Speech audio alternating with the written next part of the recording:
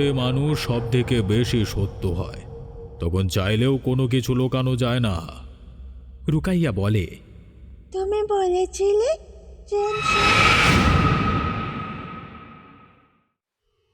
নমস্কার শ্রোতা বন্ধুরা, গা ছমছমে রাত আর এক কাপ চা, সাথে যদি থাকে এক চমৎকার ভূতের গল্প, তবে মন্দ হয় না।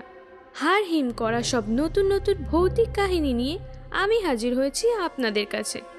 চলুন তাহলে আজ শোনা যাক এক নতুন হাড় হিম করা ভূতের গল্প।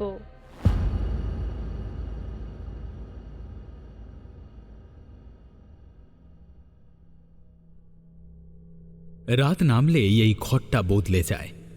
দিনে যা শুধু গরিবের আশ্রয়, রাতে তা যেন কাউকে লুকিয়ে রাখে।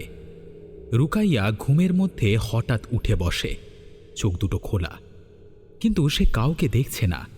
তবু ভয় পাচ্ছে। তার ঠোঁট নড়ে। সে এসেছে। কথাটা শিশুর নয়, ভারী অচেনা। বিছানার চাদর শক্ত করে ধরে রুকাইয়া। হাতটা নেই, তবু ধরে। ঘরের বাতিটা একবার কেঁপে ওঠে। দেওয়ালের ছায়াগুলো লম্বা হয়, যেন কেউ দাঁড়িয়ে আছে।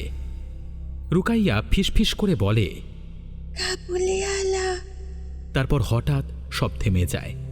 শুধু অন্ধকার আর ট্রেনের শব্দ।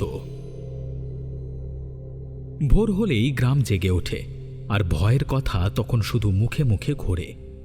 চায়ের দোকানে কেউ নিচু গলায় বলে, কালকে রাতে আবার দেখা গেছে।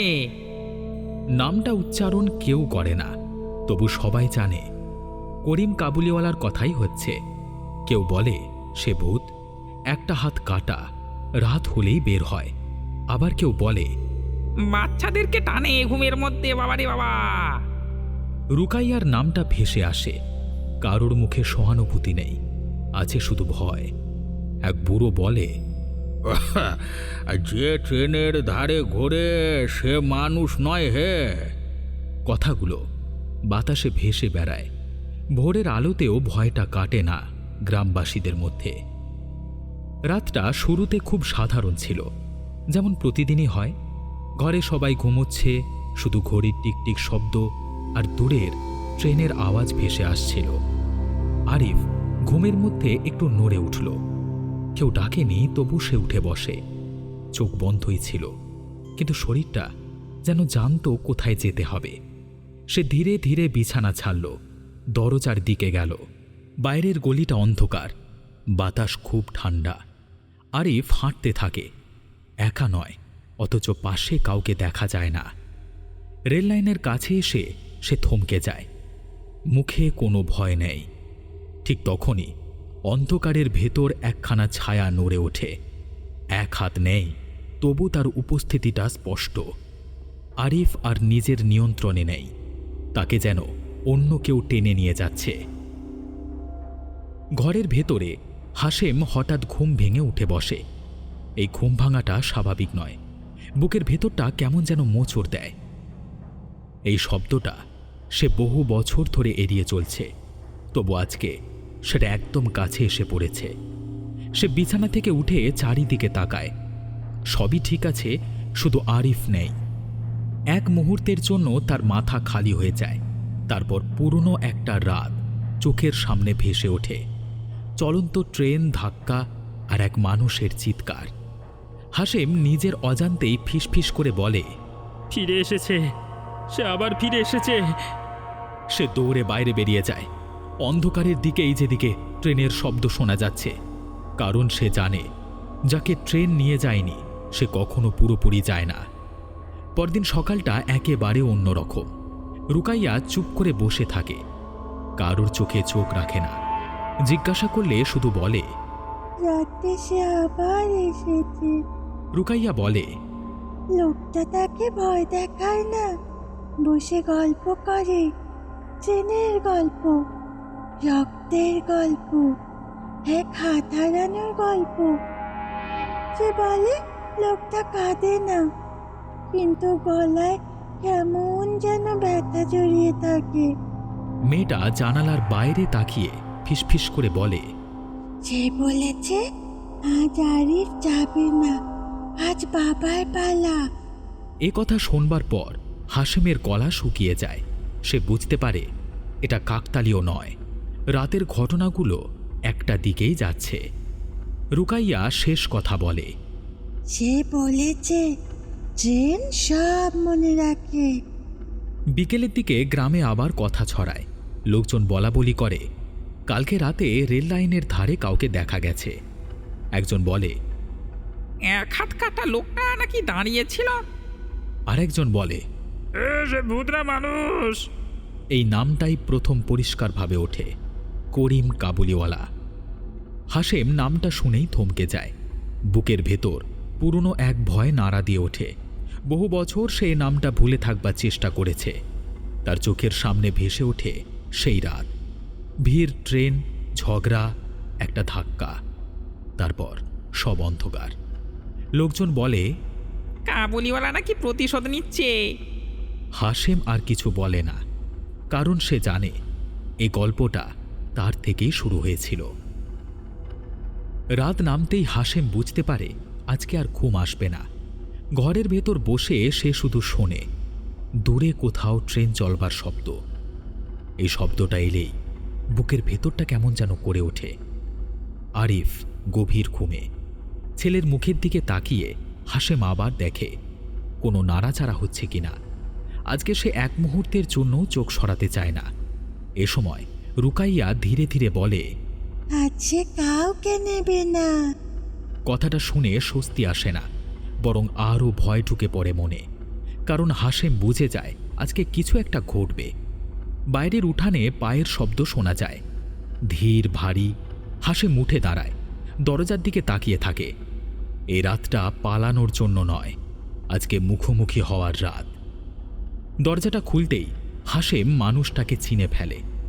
এত বছর পরেও চিনতে ভুল হয় না।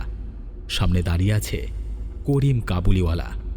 ভূতের মতো নয়, খুব সাধারণ একজন মানুষ, শুধু একটা হাত নেই। চেহারায় ক্লান্তি, চোখে জমে থাকা কষ্ট। করিম কাবুলিওয়ালা শান্ত গলায় বলে, এতদিনে তো দরজাটা খুললে। এই কথাটার ভেতর কোনো রাগ নেই, আছে অপেক্ষা। হাশেম কথা খুঁজে পায় না, সে শুধু মাথা নিচু করে দাঁড়িয়ে থাকে। করিম কাবুলিওয়ালা আবার বলে, তুমি ভেবেছিলে আমি মরে গেছি?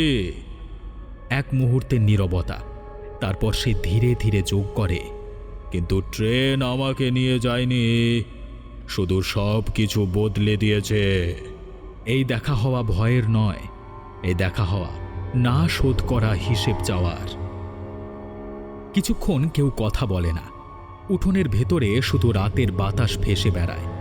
হাশেম চেয়ারে বসে পড়ে, যেন দাঁড়িয়ে থাকলে সব ভেঙে পড়বে। করিম কাবুলিওয়ালা ধীরে উঠোনে পা ফেলে, চারপাশে দেখে নেয়, তারপর বলে, তোমার ছেলেটা খুব ভালো, মেয়েটাও। এই কথাটা হাশেমকে আরও দুর্বল করে দেয়। সে মাথা নিচু করে বলে, ওদের কিছু করো না, ওদের কিচ্ছু না। করিম কাবুলিওয়ালা সঙ্গে সঙ্গে উত্তর দেয় না, একটু চুপ থেকে বলে, আমি কাউকে মারতে আসিনি, আমি শুধু চাই তুমি রাতগুলো তেমন কাটাও যেমন আমি কাটিয়েছি। হাশেম চোখ বন্ধ করে ফেলে। সে জানে এই কষ্টের হিসেব এক রাতে শেষ হওয়ার নয়। ভেতরের ঘর থেকে রুকাইয়া বেরিয়ে আসে, কারোর অনুমতি নেয় না। সে সরাসরি করিম কাবুলিওয়ালার সামনে দাঁড়ায়। করিম কাবুলিওয়ালা মেয়েটার দিকে তাকিয়ে নরম গলায় বলে, তুই ভয় পাস না। রুকাইয়া মাথা নাড়ে। আমি ভয় পাই না, তুমি শুধু কাঁদো তাই দেখি। এই কথায় হাশেম চমকে ওঠে। সে প্রথমবার বুঝতে পারে ভয়টা আসলে কোথা থেকে আসছিল। করিম কাবুলিওয়ালা ধীরে ধীরে বলে, রাতে মানুষ সব থেকে বেশি সত্য হয়, তখন চাইলেও কোনো কিছু লুকানো যায় না। রুকাইয়া বলে, তুমি বলেছিলে ট্রেন সব মনে রাখে। করিম কাবুলিওয়ালা মাথা নাড়ে। মানুষ ভুলে যায়, কিন্তু ট্রেনের শব্দ আর যার সাথে ঘটনা ঘটেছে সেই শুধু ভোলে না। এই কথার পরে রাতটা আরও যেন ভারী হয়ে ওঠে। রাতটা ধীরে ধীরে গভীর হয়। উঠোনের বাতাস কেমন ভারী হয়ে ওঠে, যেন পুরনো কোনো কথাবার্তা এখনো বাতাসে ভাসছে। হাশেম চুপ করে বসে থাকে। তার সামনে বসে থাকা মানুষটার দিকে তাকাতে তার সাহস হয় না। করিম কাবুলিওয়ালা নিজের একমাত্র হাতটা হাঁটুর ওপর রেখে বলে, বহু বছর আগে এই হাত দিয়েই আমি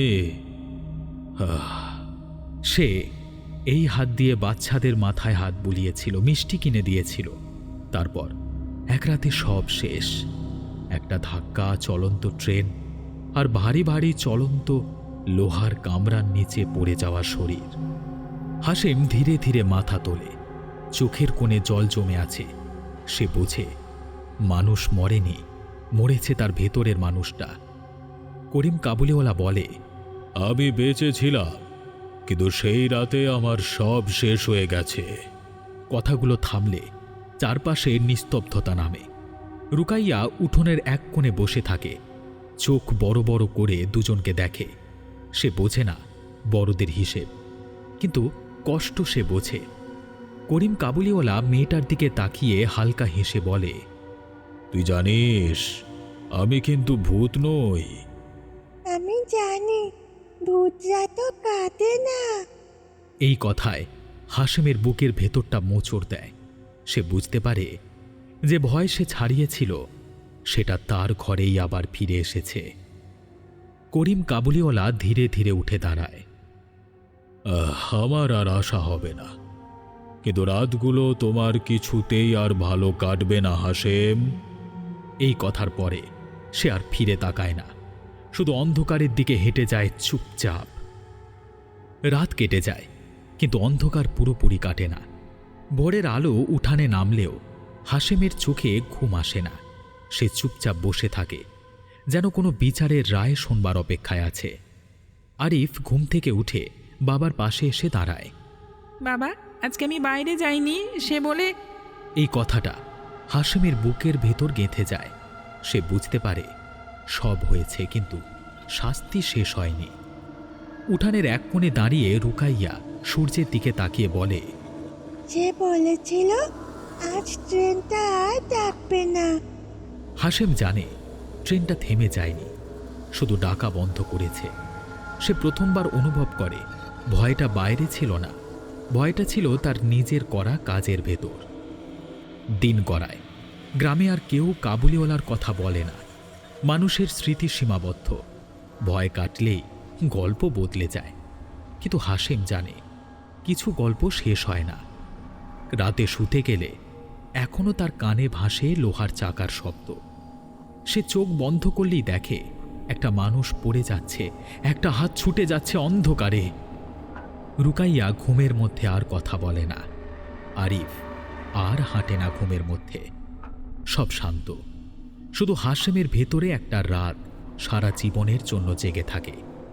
কারণ যে মানুষকে সে ট্রেন থেকে ফেলেছিল সে মানুষটি ভূত হয়ে ফেরেনি, ফিরে এসেছিল বিবেক হয়ে। অনেক দিন কেটে যায়। গ্রাম আগের মতোই থাকে।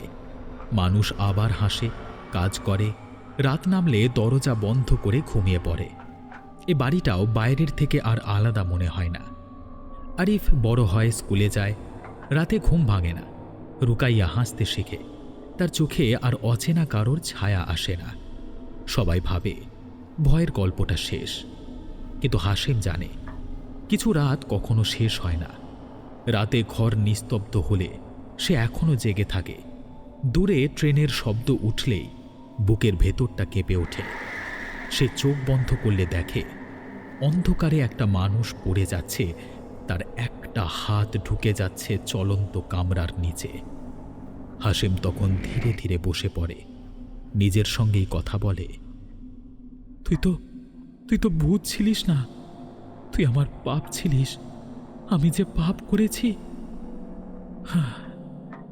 দূরে একটা ট্রেন চলে যাওয়ার শব্দ।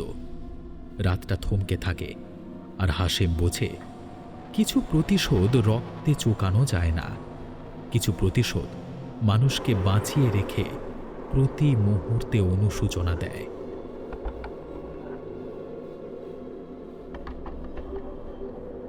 গল্পটি কেমন লাগলো অবশ্যই কমেন্ট করে জানাতে ভুলবেন না। চ্যানেলটিকে সাবস্ক্রাইব করে বেল নোটিফিকেশন অন করে রাখবেন নতুন আপডেট সবার আগে পাওয়ার জন্য।